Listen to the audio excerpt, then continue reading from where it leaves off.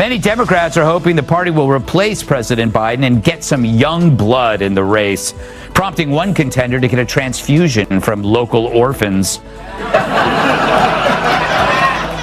That Bill has not had a good night's sleep for years. I mean, that's why he aged so badly. Yeah. You know, like, a lot of people don't know this. Bill Clinton is only 37 years old. A lot of people don't know that.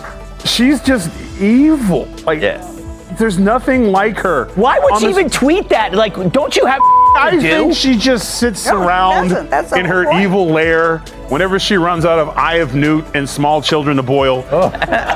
She then goes to X and just says whatever. For decades, Hillary Clinton has tried to turn political losses into a comeback tour.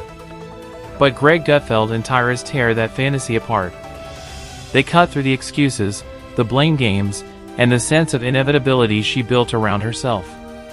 What remains isn't a trailblazer or icon, it's entitlement on display. Someone who had every advantage but still couldn't close the deal. Gutfeld and Tyrus show that Hillary's story isn't one of triumph. It's failure wrapped in denial. Registered voters said any Republican would be better than President Biden, prompting one woman to legally change her name to NE Republican.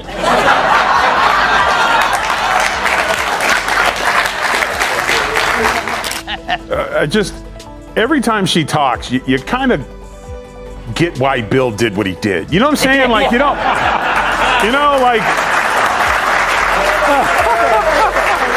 it's kind of like, again, I don't condone, cheating, but that's your morning. Yeah. You gotta kiss that before you go to bed at night, and then you gotta sleep with one eye open. Yeah. Because your buddy Epstein didn't. Watching Gutfeld and Tyrus roast Hillary is like watching demolition experts take down a building that's been leaning for decades. Clinton isn't just any politician, she's the symbol of elite entitlement. The poster child for failure dressed up as destiny. A woman who turned every supposed strength into a glaring weakness. If politics had a blooper reel, her career would be the extended director's cut. That's good. This might be, in my opinion, the worst thing she's ever said.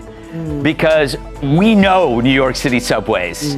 Kids don't take the subway. Yeah. I mean, and if you do, you're like, whose kid is that? Yeah, there are men on there who set fire to women. But she's pretending that the people that are trying to reduce crime, that are doing it for themselves, because she's only used to doing things for herself.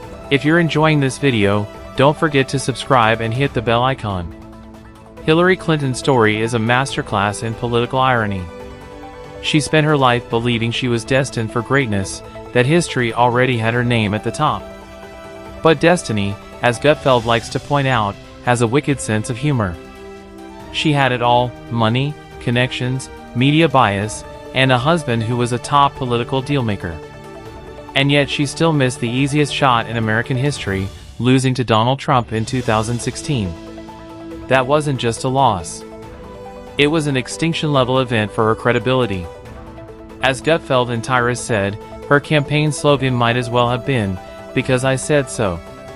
It would have been just as effective as the one she actually ran on. So, Aaron, that was Hillary at a talk in Manhattan earlier this month.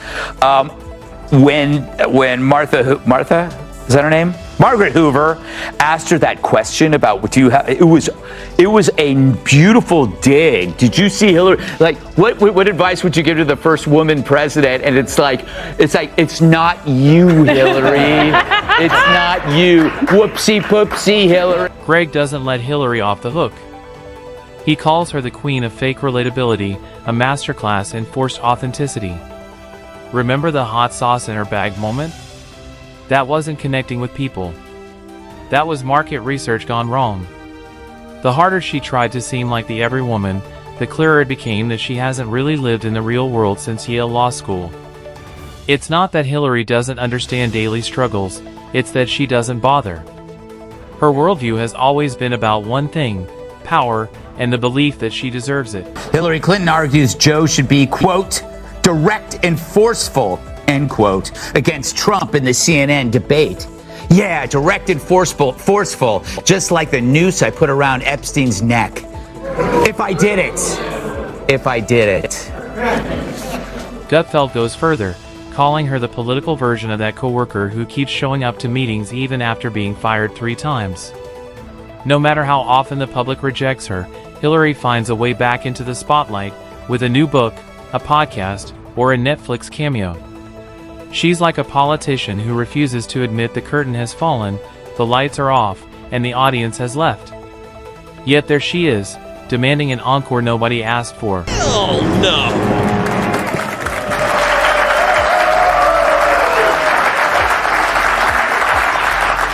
She's back like a sore on a porn star's lip. Ew.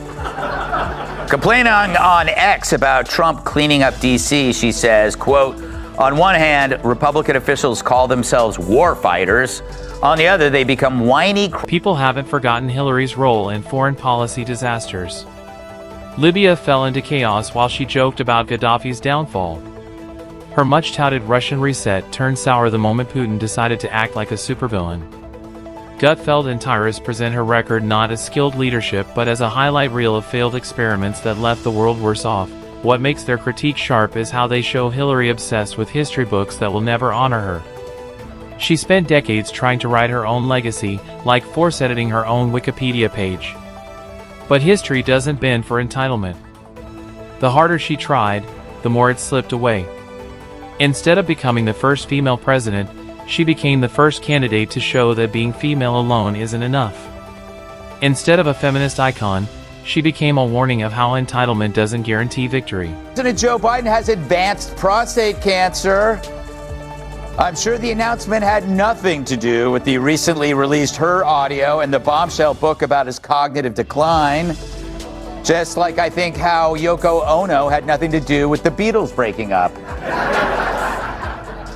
Yeah, and that rash I got had nothing to do with my weekend at the Mustang Ranch. After hearing the news of Biden's cancer, Hillary Clinton posted, quote, wishing you a speedy recovery and let me know. Greg especially enjoys the irony. Hillary was meant to break the glass ceiling. Instead, she tripped over the step stool trying to reach it. She didn't spark a movement, she sparked a backlash. Every time she preached inevitability, voters ran. Every time she demanded loyalty, people asked why she deserved it. Hillary wasn't the leader people wanted, she was the lecture no one asked for. Gutfeld drives it home by showing that Hillary's career has always relied on others' failures. She rose in Bill's shadow, used his scandals for sympathy, and leveraged his connections for power. She tried to ride Obama's coattails to heir apparent status, only to find his charisma highlighted her flaws. And when she finally faced Donald Trump, she was so sure the universe owed her that she forgot the basic rule: you still have to earn votes. Tyrus makes it clear, Hillary Clinton isn't a leader, she's a brand. And a tired one at that. Her speeches, books, and constant media appearances all sell the same product, the myth of Hillary as history's unfulfilled promise. But the product never delivers. It's like buying a box labeled Revolutionary Change and finding a used copy of her memoir inside. The House says no classified information was involved. There's still no word if they'll return to Joe Biden's preferred form of communication.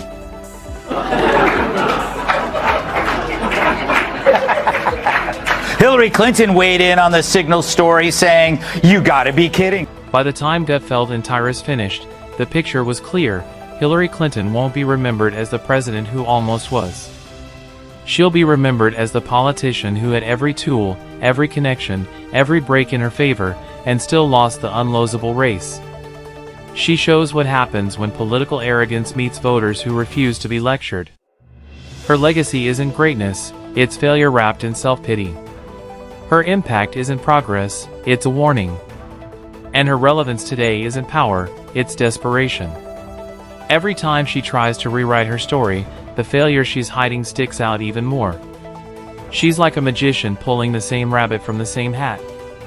Except the rabbit is mangy and tired, and half the audience has already left the tent. Gutfeld and Tyrus don't even need to exaggerate, Hillary's own record is the punchline. The only member of the View not vaccinated for canine distemper. Kick things off by asking Hillary what will happen if Trump is reelected. which is odd because Hillary's an expert on not getting elected.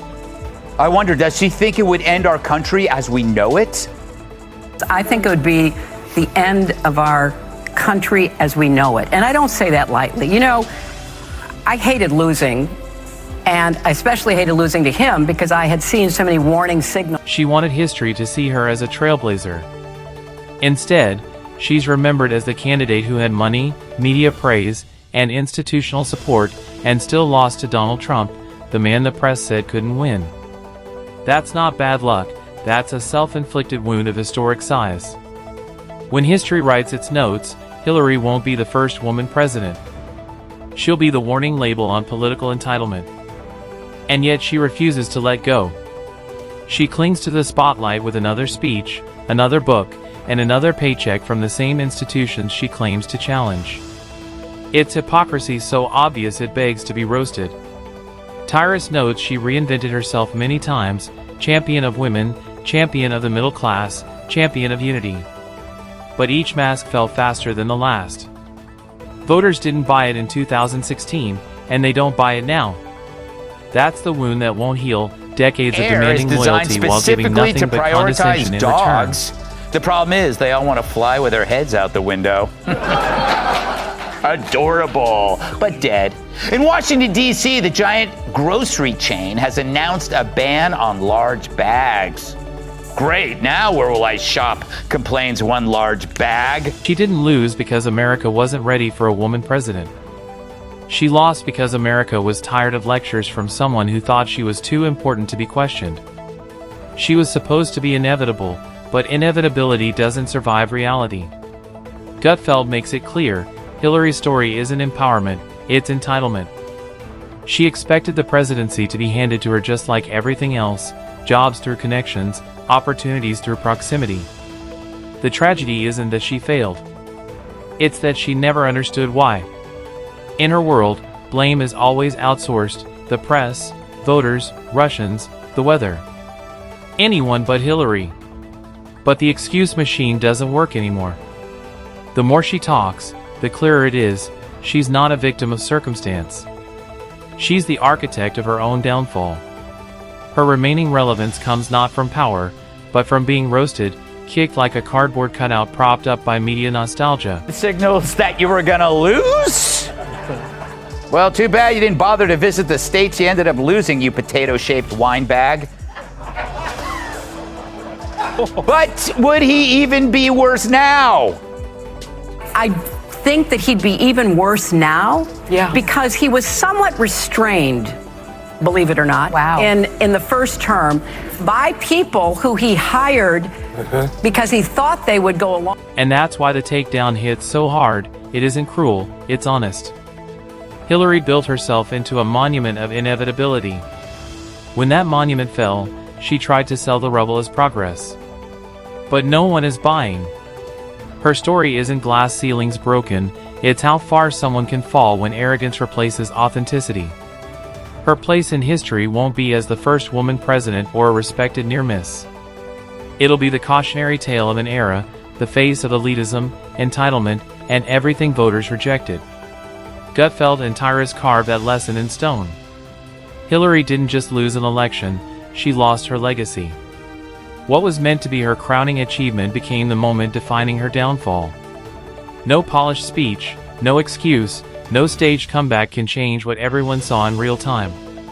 She isn't destiny denied. She's destiny dodged. And the sting of that fall only grows sharper the more she insists otherwise. In the end, her myth doesn't collapse because Gutfeld and Tyrus exaggerate it, it collapses because they hold up a mirror. And the reflection is brutal. The louder Hillary insists she's relevant, the louder the world laughs at the contradiction. That's not gravitas. That's parody. Thanks to Gutfeld and Tyrus.